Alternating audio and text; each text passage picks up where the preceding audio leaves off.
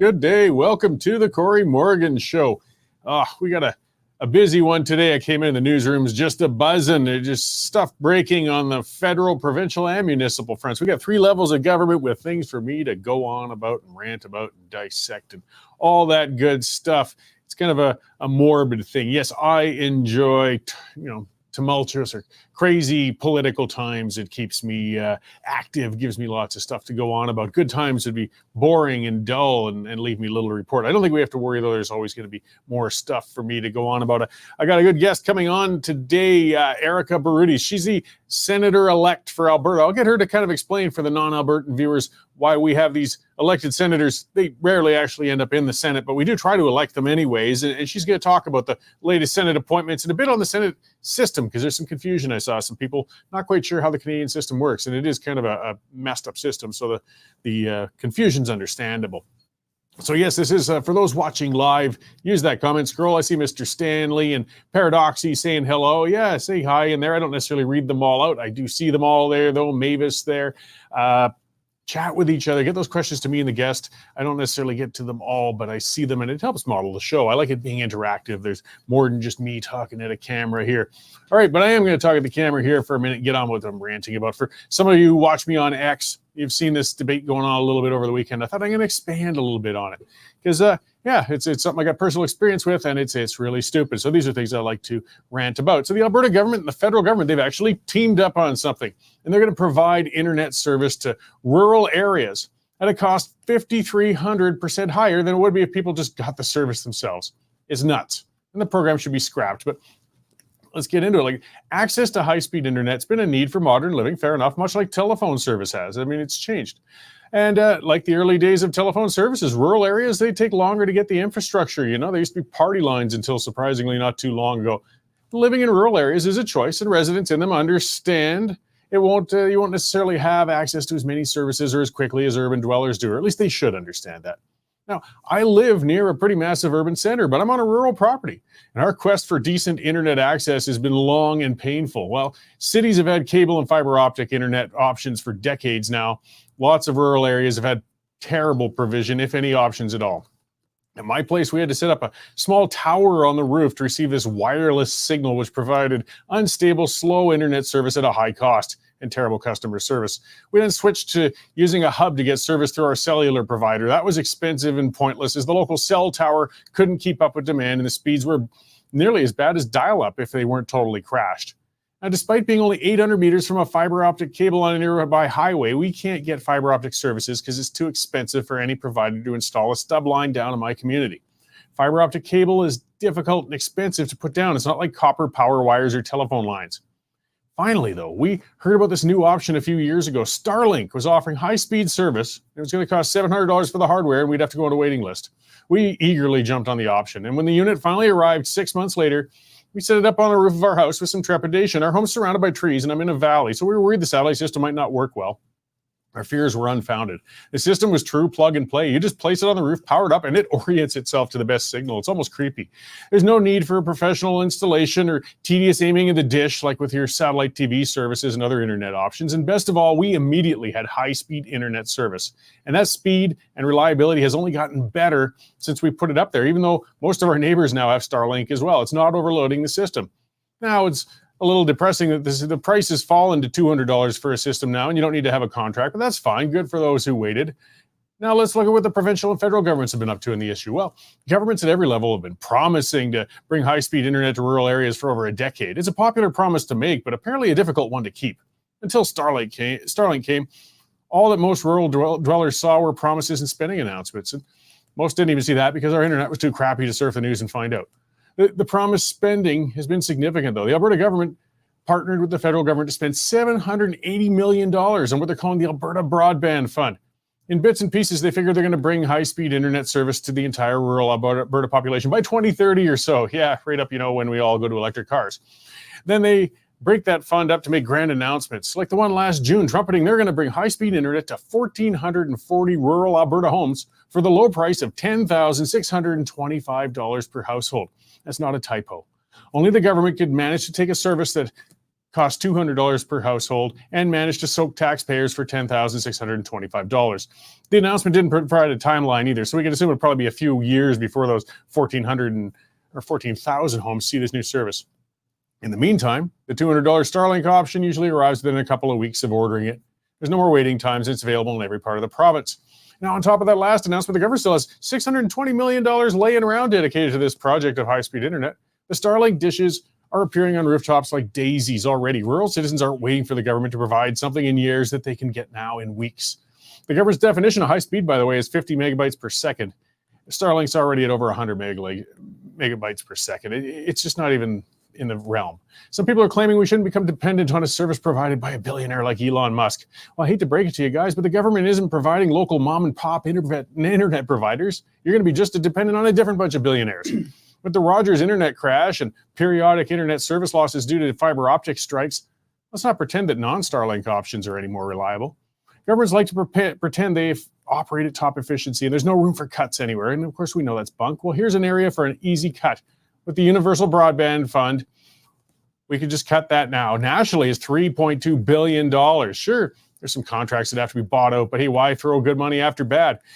By the time the government manages to string those internet services to rural homes, most have already gotten satellite internet anyways. It's like laying out landlines to new urban houses for phones that are never going to be used. We need to call out and dump this fund now. It's flushing tax dollars down the toilet that, yeah, we could probably spend somewhere else for better funds. One thing Paradoxy is saying, bring on the EMP. I think you're talking about the electromagnetic thing that would knock out the satellites and leave us all lacking. Yeah, but if that happened, it would blow out the internet on every service we've got, and the satellite service would be the least of our problems. All right, enough out of me. That was a long one out of me. We got Dave Naylor, our news editor, in the room, and lots to cover there, too. How's it go, Dave? Oh, it's crazy, Cory. It's nice to come in here and have a 10-minute break. Yeah, to hide from the shouting over in the corner of the newsroom there. So kickoff is tomorrow, new NFL season. So this is the first time I'll be able to get to mock you on your Steelers. What's the over-under for a Steelers quarterback raping a maid in a hotel this year? Well, it's down now that Mr. Roethlisberger has moved along. We've got the leftovers from your old team, Seattle. You mean God's team, the Seattle Seahawks, who were happy to get rid of Russell Wilson years ago, and he was completely useless in Denver. So now you've got him. What are you expecting? Well, this is the way it works in football, right? They suddenly wake up in a new environment and blossom. And he'll throw it to that lack of wide receivers that the Steelers have sitting out the backfield as it sits anyways. And he'll eventually get crushed by the terrible offensive line the Steelers have, and I'll cry and complain about it through the rest of the season. There you go. I look forward to your whining. Yeah, you hit the nail on the head. It's a crazy news day. Where to begin? The big breakup. Jagmeet Singh and Justin Trudeau are no longer an item. Jagmeet tore up their supply deal today. So it doesn't mean an election immediately. They're going to go bill by bill, and they're going to have to try and get NDP support for every bill they pass. And if it's a confidence motion and they pull it, we could have an election at any point yet. But a new poll out today puts sort of a damper on immediate election talks because the Tories are at 22% now, ahead of the Liberals. And polling has, when you put that into seats, the Liberals will only have 25 seats if an election is called today, and the NDP not much better. So, and those are historic lows. So, whatever Trudeau's trying to do to get his numbers up, it ain't working. The other big story is the Green Line, and the province has put the boots to it. This is the big plan for Calgary's expanded LRT system. The government has announced that no more money. And the past money that we've said we were going to provide, no chance, because they're bringing in consultants and they're going to have a whole rethink about it. Mayor Gondek issued a statement saying, well, we just can't afford it any longer with all this stuff. And we've got another school massacre on the go, Cory, in the United States, in a small town in Georgia called Winder at a high school. Got reports of four fatalities and more than 30 students wounded, all by a student-age gunman who is now in custody. And Costco must have just realized that I'm a new member, so they're raising the membership fees for the first time in 7 years. And the other big story is the trade war with China. I'll leave that to our business expert, Sean Polzer, who'll be in there in later to talk to you about the canola concerns out on the west. And Western farmers, once again, will face the brunt of it. Yeah, well, Western farmers get to pay for Trudeau's Eastern playing in the markets.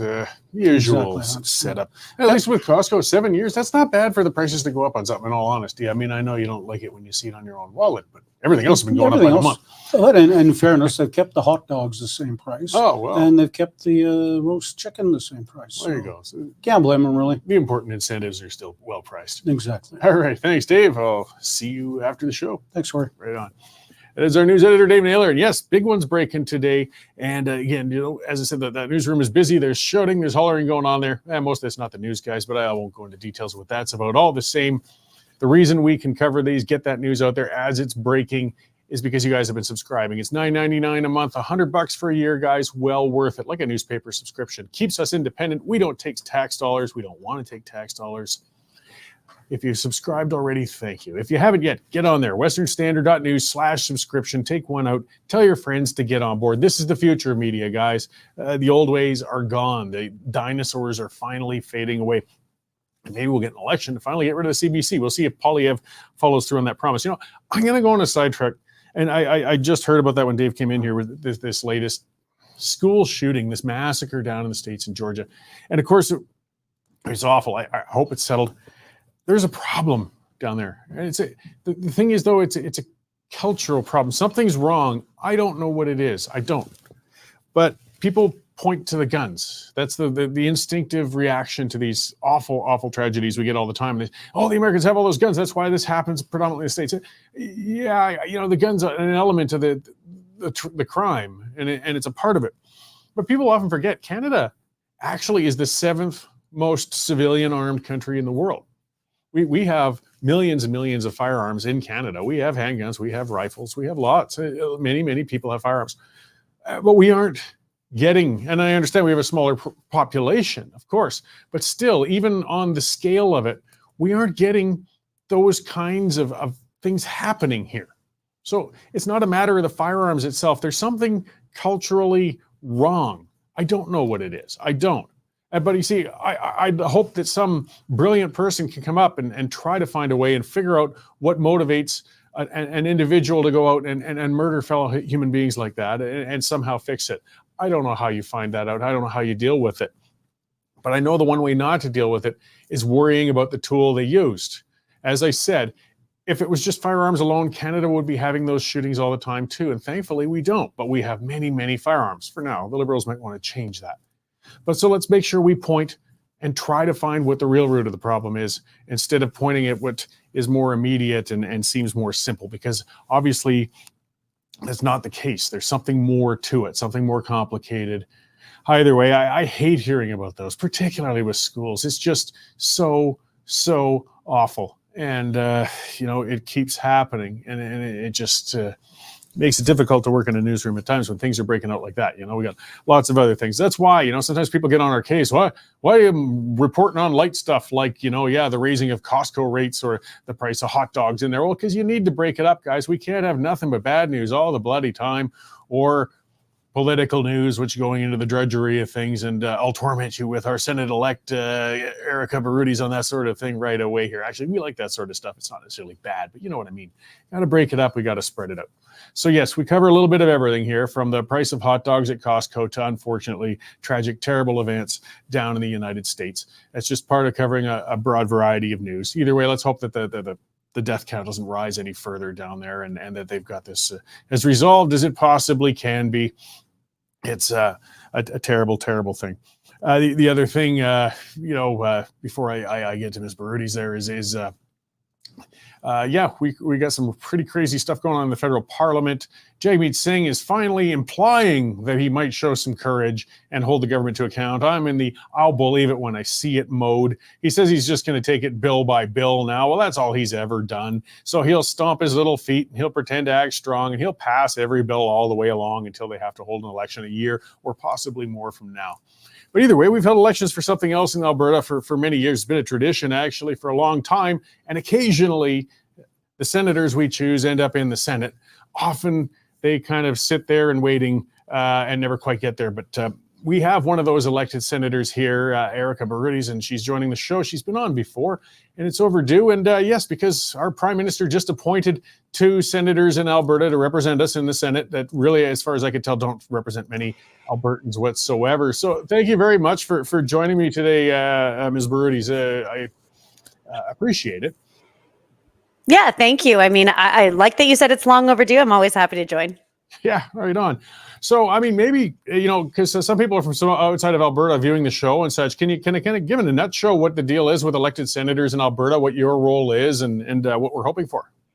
Yeah. So, I mean, I think you talked about how we have had a history of elected senators in Alberta. Between 2012 and 2015, we actually had 2 of the 3 in the last Senate election be appointed. The reason why it kind of came to be was wanting to have a voice for Albertans, which is the role of Senate. It's not a specific group. It's not a woke agenda item.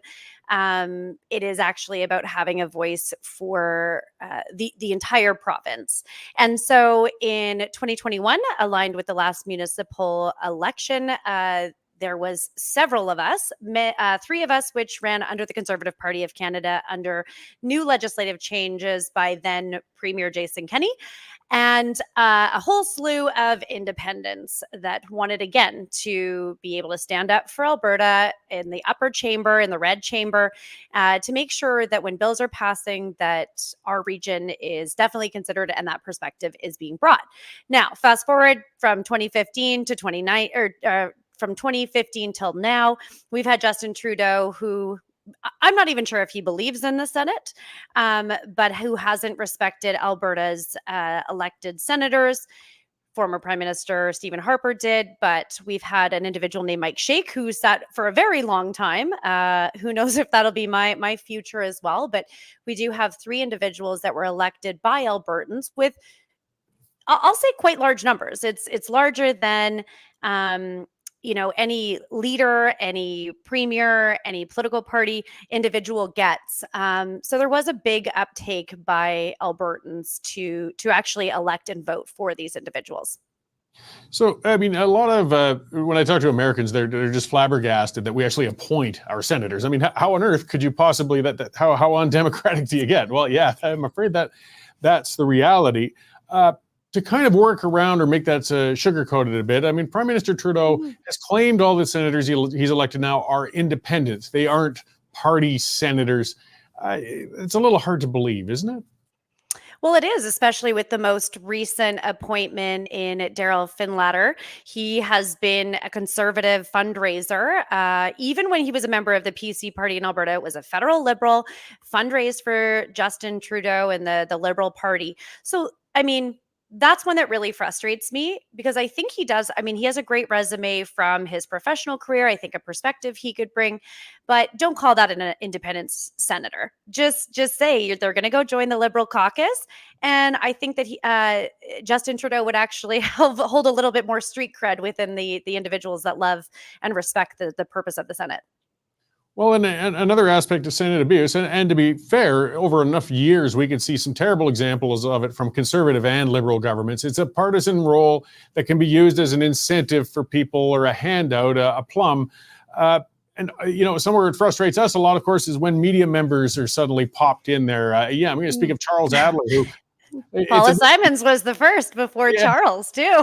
and others prior to that. But I mean, unfortunately, we shouldn't be seeing media members dancing around trying to curry favor with the federal government. Mike Duffy was another example. He didn't turn out to be he was a conservative appointee. It didn't turn out to really be the best senator we could hope for. If we could take away that reason for the government to appoint senators, it would bring some more honesty into that house. Yeah, I definitely think, and something I did campaign on, was the need for Senate reform. So I don't think that the Senate is currently working in the way it was either intended or the way that it can best suit Albertans. We have seen a few pieces of legislation, including the original, censorship bill that the Senate actually shut down and put back. So we have seen some examples where the Senate has actually acted as that sober second thought. But if you're looking at even the lay of the land of individuals that are currently senators in Alberta, Alberta, I think most Albertans would find it very hard to sit there and say that these individuals have a track record of standing up for the values and beliefs that our province upholds. And so I think there is an argument that, I'm sure you and I would both agree, mainstream media pundit or former journalists probably aren't the best candidates. But I do think that there is, concern by others that we also shouldn't have the partisanship, or if you're going to be partisan, at least own it. And I think that that's some of the challenge for people that maybe don't understand or support what the current Senate, how it operates, and what's its purpose. Yeah, and to change the structure of the Senate itself would take a constitutional reform, which is a whole bag of worms that probably would be impossible at this point. But there are superficial changes we could do. I was an old, I was a young reformer at the time. Now I'm an old former reformer. The big rallying call in the 90s was Triple E Senate, which was elected, effective, and equal. The equal part would take constitutional reform.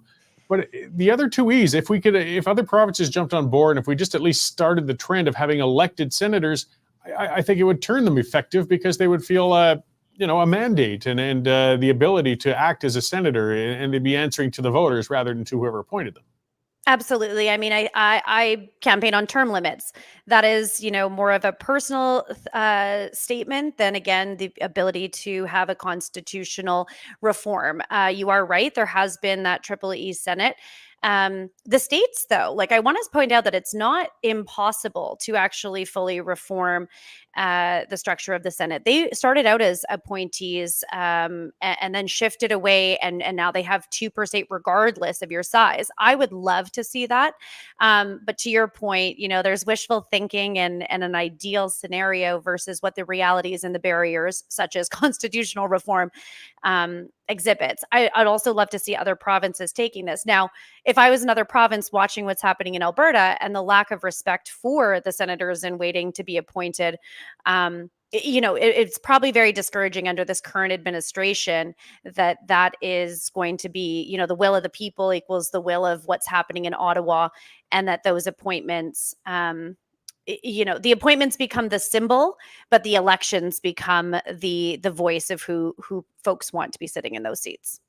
Yeah, and as for term limits, as you said, it would almost have to be sort of voluntary sort of thing. Again, I saw some people, and that's part of why I was hoping to get you on as well, just to correct some of the misconceptions, because some people are saying, well, as soon as Poilievre becomes prime minister, presuming he becomes prime minister, saying he could revoke some of those appointments or turn them over. And no, once a senator's in, it's actually very difficult to remove them from that role, if not impossible, until they reach retirement age. Yeah, and so it is deemed an appointment for life until the age of 75. Now, several individuals have stepped down before. Doug Black was an example of someone, Senator Doug Black, that said, in 10 or 12 years, the mandate in which I would be able to carry forward has kind of run its course, and I'd like to step aside. His hope was that one of the elected senators, as he waited till the day after our election or a week after to do so, they don't necessarily stay till 75, but I would suspect someone like Paula Simons, who probably this is the best gig of her life, isn't going to leave that seat. And unfortunately, those 2 vacancies that had been there for 3 years are now being filled. Suspect it's, the silver lining to me is it's how scared he is that he's going to be out, and all he's trying to do is make Poilievre's life difficult when he's in government. So I want to take away a positive from this entire experience.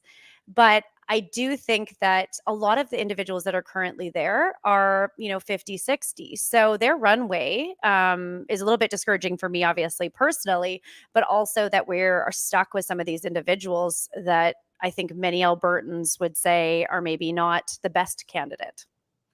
Yeah, they could sit for a long time. And as Ian Leslie, one of the commenters, said, the Senate's going to be a block on whatever Poilievre tries to do. That's a concern some people have, is we could end up at a majority parliament that Canadian voters selected, but they can't pass a bill without Senate consent. And that's something else. There was some debate online. A lot of people are confused about that, saying, oh, the Senate can't block bills. Yes, they can. Yeah. And in fact, they can do it in perpetuity.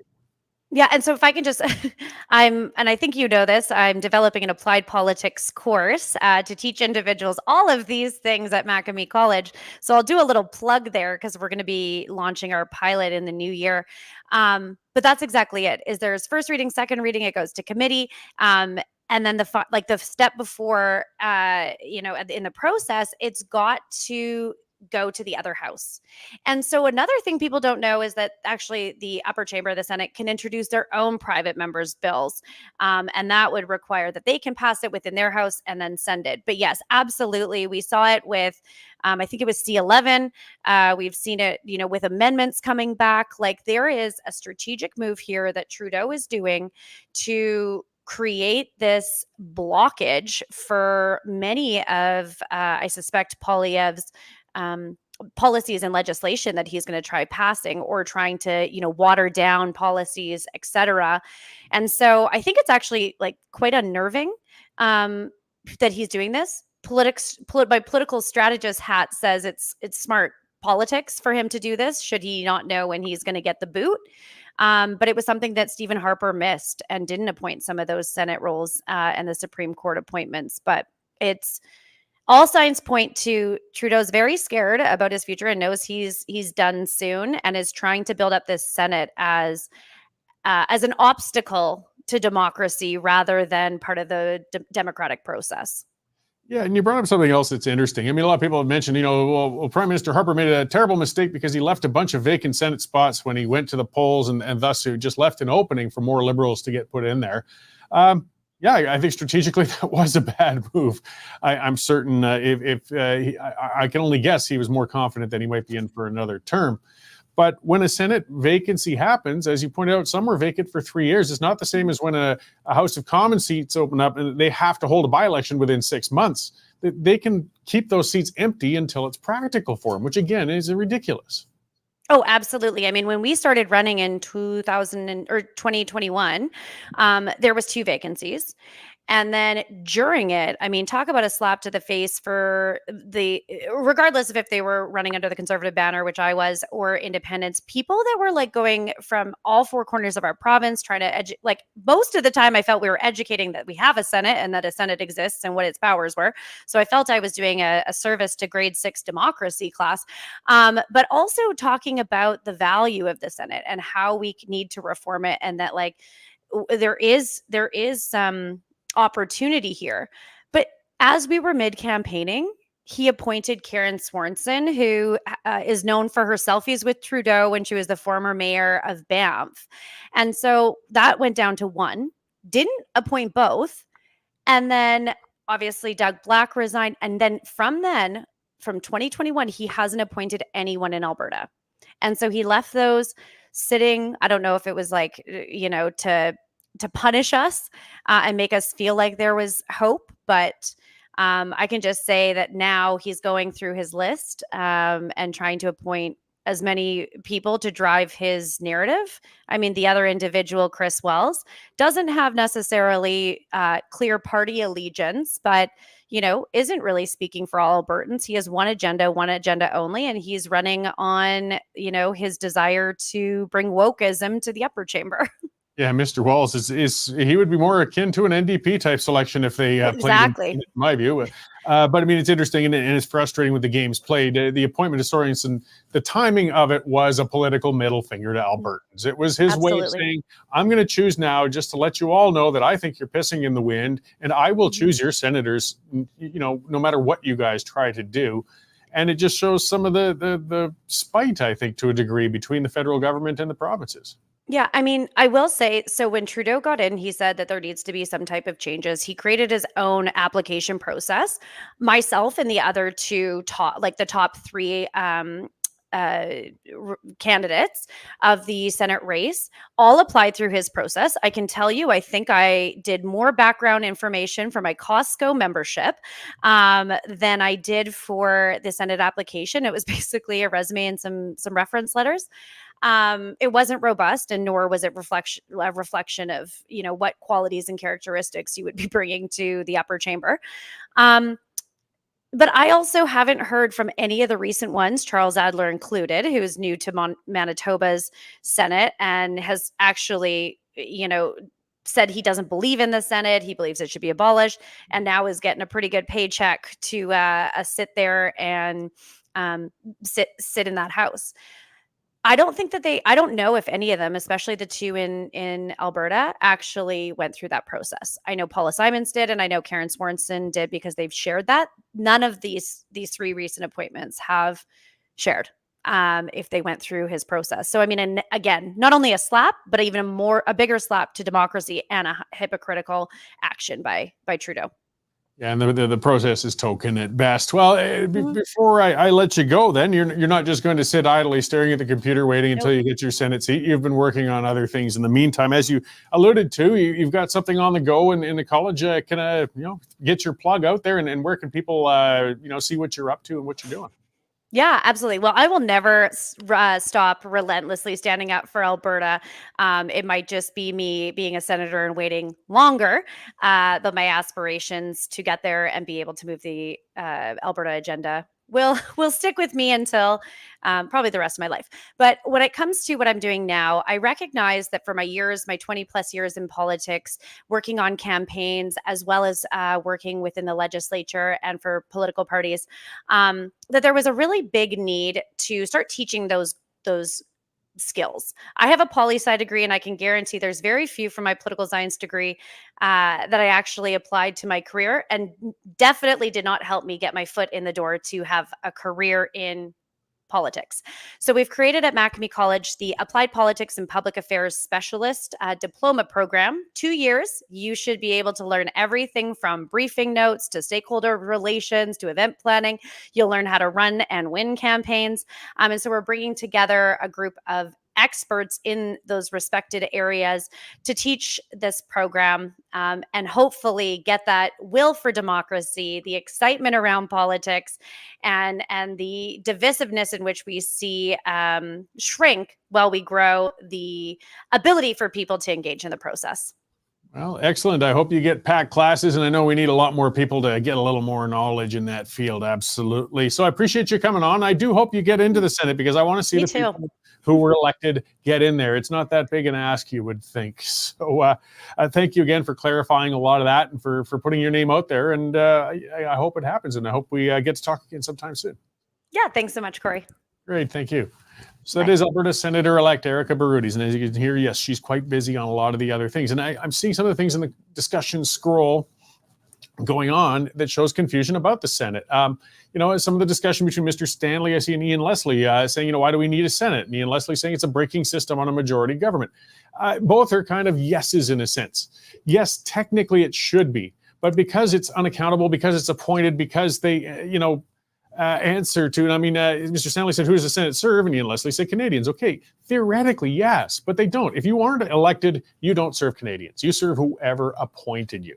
It's a Senate with a theoretical use, but because it's been abused the way it has become a sad shadow of what it should be. It should be a second house to make a check on what's going on. It should help for regional balance. If you look at the American system, which, again, has many, many challenges, it's equal. There's 2 senators per state, no matter what, and they're elected. So Idaho has as many senators as California or New York.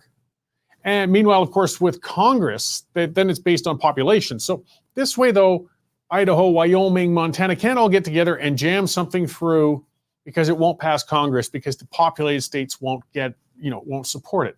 Likewise, the populated states can't override and crush the lesser populated states because the Senate won't pass those things, or at least that's the theory and how it's supposed to work. And it certainly works more effectively in Canada's. Canada's is just kind of a mismatch of a number of senators all over. And again, as usual, it's dominated in Quebec and the East. The West gets a very bad shake out of it. Dave Keehan saying they can legislate the power of the Senate to basically zero. No, they can't, actually. It's very, very constitutionally entrenched what the Senate can do. We can't do a heck of a lot. If we're talking about the Governor General, that's one of the things I think we could defund her down to next to nothing. You can't get rid of the role. You can't get rid of the theoretical power, but you could at least stop the lavish travel on her part. But the Senate, unfortunately, is a mess. Mr. Stanley Singh appointed by who? By the Prime Minister. That's the one and only person. Well, or if you start playing with the formalities of things, the senators are appointed by the Governor General on the recommendation of the Prime Minister, blah, blah, blah. It's the Prime Minister. That's all there is to it. The Governor General never says no, never. It's another token role. So we've got a system that's a semi-democracy. If you want to listen to my dreamland thing, if we somehow tore Canada's constitution apart and rebuilt it and built a second house, a Senate, I'd love to see one that was equally dispersed across the country. People talk about proportional representation. I wouldn't want to see one level elected by proportional representation, but we could have one house elected by it. Maybe have 10 senators per province, and they were elected, and not for till the age of 75. They had to face it every 4 years, and you had proportional representation there. Maybe we can have a whole different thing there. But I mean, that's dreamland. As it is right now, what we have is this appointed Senate that does the wishes of the Prime Minister. And again, it's been abused by Conservative and Liberal governments, both. I mean, Mulroney stacked the Senate to get the GST shoved through in the past. You can't point a finger to any government being good with it. In the meantime, though, one of the things we can do, and that was way back in Mulroney's days, was Stan Waters. He was the first elected senator. We can elect him. We can go through the motions, and we can at least let the provincial voters choose, and a willing Prime Minister can put them in. But that's a stopgap thing. Until the Constitution's reformed, it's always just going to be more of an honor system on the part of the Prime Minister to deal with. All right, let's check in with our business and energy fella, Sean Pulzer. I know you've been busy in there with everything breaking. They forced you to watch that Trudeau conference. I have my condolences. It was 15 minutes of my life I'll never get back. Oh, his voice. I just can't take it. I turned around, I looked, and I saw you seated in front of the TV and Trudeau, and oh, God, I got to go write my monologue. Well, I've actually been at Trudeau pressers here in Calgary, and he just has, I'm not sure if it's a skillful way of completely avoiding the question and using an awful lot of words. Word salad, yes. Yeah. Oh, well. Well, what else is breaking out there? What do you got for me today? Well, on the business front, we've been fairly busy. So our old friend Robbie Starbuck is back at it again. Yes. So this time he went after Molson and Coors. So back in around 2015, Molson and Coors merged, right? And you remember all the controversy with Bud Light. They lost $3 billion in market cap. Well, it turned, and they were pitching Coors as a reasonable alternative, the silver bullet to Bud Light and Coors Light are both carbonated piss. I mean, well, it turns out that Molson Coors was just as woke as Bud Light. They just didn't put Mulvaney on the can. That's all. Yeah. Well, it's good to see Starbucks still aiming for them. I'm sure there's got to be other businesses now scrambling and saying, like, oh, we do not want to be targeted by this fellow. Let's get rid of our DEI garbage right now before we're the next on the list. Well, that's pretty much exactly what happened. So he's the last 3 times he hasn't even really had to quote unquote out anybody. He's just he sends them an email and then that's it. They cave like the very next day. So I don't want to hear from that guy. Well, and after Bud Light, they lost $3 billion in sales. They were the #1 brand in the U.S. like by far. Anheuser-Busch has like pretty close to about 80% of the U.S. beer market socked up. So it was a huge hit for them. So some people are getting smart there. The other big one that we have today is the canola, the EV trade war. So Ottawa's protecting, $50 billion in taxpayer subsidized EV plants in Ottawa and Quebec. And in the meantime, they're throwing basically canola farmers in Alberta and Saskatchewan. The trade with China, I think, on canola is around $3 billion or something like that. It's actually about $3 billion in Saskatchewan alone. So across the prairies, it's closer to about 5. So, I mean, again, it just shows the regional discrepancy when he'll give a market that massive the middle finger, or at least throw them out, leave them hanging in the wind to protect the central Canadian one that takes $50 billion a year or whatever in subsidies. Well, and I was talking to the vice president of the wheat growers here, and they're based in Calgary, but he farms out by Fort Macleod, and he basically said, the Liberals don't have a rural riding. They barely have any ridings, west of Thunder Bay, but absolutely none of them are anywhere near them. Like he was saying, the agriculture minister, the one that they have now, Macaulay, he says he's a nice guy, but he's from Prince Edward Island, and it's kind of like, having the fisheries minister from Saskatoon, like, and he wasn't consulted, and like just the canola hit alone would be about 10% of the farmer seats. Yeah, well, I think they're taking it with an India trade war on lentils as well. Oh, are they? That's No, another. we didn't get into I won't take you lentils. down that road, but it's, our agricultural producers are really getting a beating with Trudeau's international reputation. That because that's our big exports. Our big exports are resource and agricultural. Even if the federal government thinks that we should change. Well, potash was only $1 billion last year. Yeah. In Saskatchewan, and that's a huge export for them as well, right? So the value of canola sales is almost 5 times. And to put it into perspective, we're talking Tesla, right? Yeah. So imports duties on Chinese-made EVs. There is only one Chinese-made EV that is available in the Canadian market, and that is the Tesla Model Y. Oh, what a mess! Just when There's governments only get into about market. 40,000 of them a year that Yeah. actually come in. So we're talking peanuts. Yeah. Yeah. All right. And finally, Costco cranked up their membership. Yeah, Dave mentioned that. Yeah. Oh, Dave did. Yeah, Dave's a Costco shopper. There's no doubt. I think he goes for the $1.50 hot dogs. He did. He said they haven't raised the price on that at least. But no. But it's been a while since they raised their membership price, right? Yeah, and it's very interesting because the way their business model works, about 60% of their profits actually come from membership revenues. So the analysts are saying that it's structured more like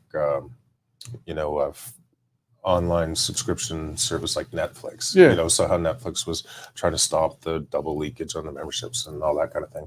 So basically, you have to kind of think of Costco as kind of like a Netflix that sells, gallon-sized jars of toothpaste. Yeah.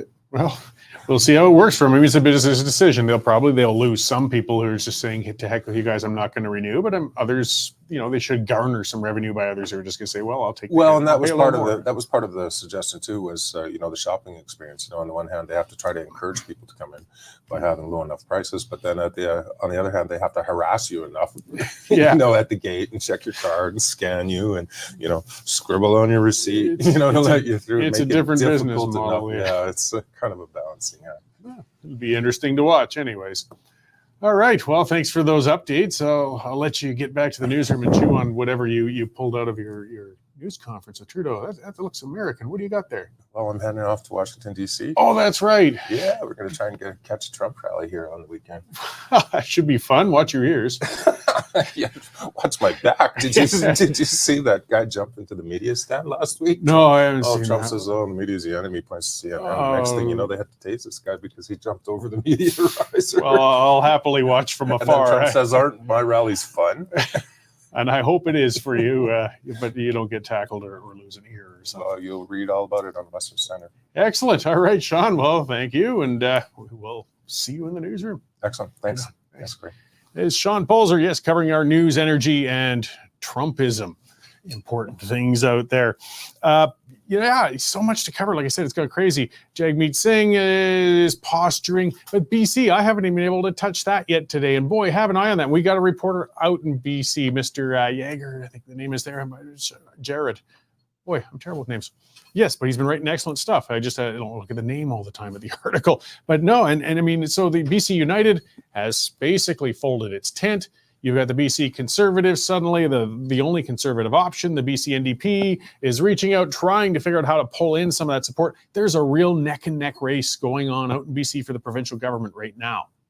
And it's a big one. I mean, this is, when you're looking at a government turnover as radically different from NDP to Conservative, and that election is just a month away, we're going to see some very interesting campaigning going on over there. And boy, unexpected.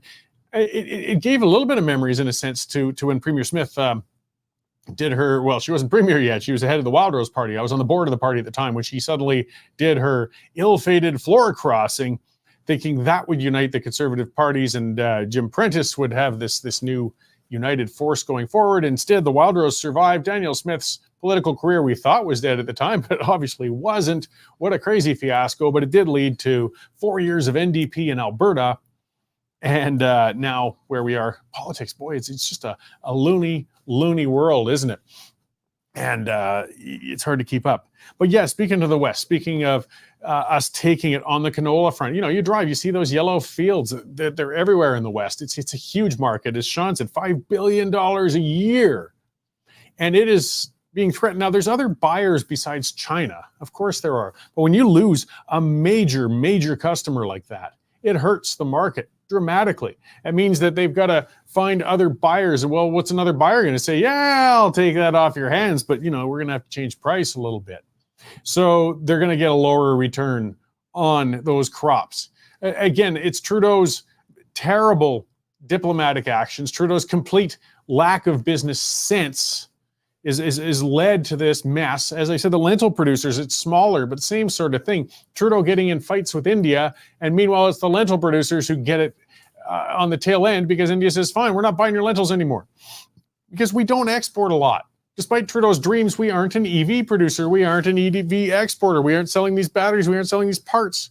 So when the other countries want to shoot back at us, when they want to, during a trade war, to fire a shot at Canada, they go after the agricultural products. And guess where most of that's coming from? Yeah, us out in the West, as usual.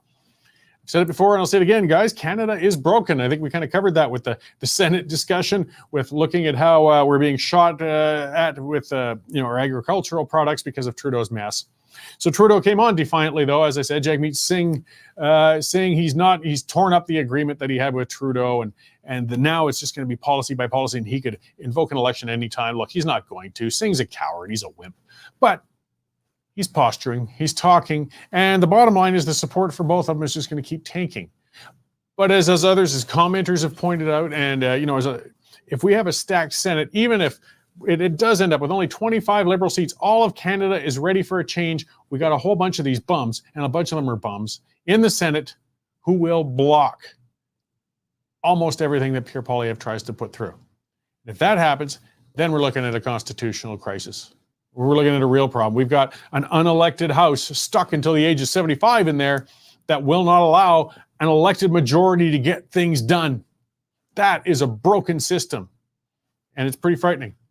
I've proposed a way to sell it. I'll throw my own plug in at the end. Just look up Cory Morgan as an author. I wrote a book on how we might be able to change that, but I won't go too far in my self-promotion on that. You can look it up for yourselves if you're not familiar with it. Lots going on. Be sure to tune in. We're going to break some more of this stuff down on the pipeline tonight with Nigel Hannaford and Derek Fildebrand. And of course, Nigel has a fantastic show that comes out weekly. He does channel kind of a Rex Murphy sort of feel with things. Check it out. Check out Hannaford. We're expanding our production. Share the links to our sites, guys. Get it out there. Keep tuning in. This is how we stay independent. This is how we get the news that the mainstream won't give you. Thank you all for tuning in this week. There was so much more I wanted to get to, but I just ran out of time. I will see you all again next week at this time. If the name Ted Byfield brings back fond memories, well, we got a party coming up for you guys. On September 25th, Toasting Ted is what it's called. It's going to honor a great conservative who published Alberta Report news magazine. It's going to be bagpipes, singing, live auction stakes, speeches by Premier Smith, Preston Manning, Stephen Harper, quite a lineup. The Western Standard is the final incarnation or the latest incarnation of Alberta Report that Ted Byfield founded. And I mean, he was a great Albertan. He really made his mark on this province. And this evening of celebration for him is really going to be outstanding. You get there, toastingted.ca. That's the website. You can get your tickets. This one's going to sell out. I mean, again, if you want to see Smith, Manning, Harper, all in one spot, one night, be sure to get there.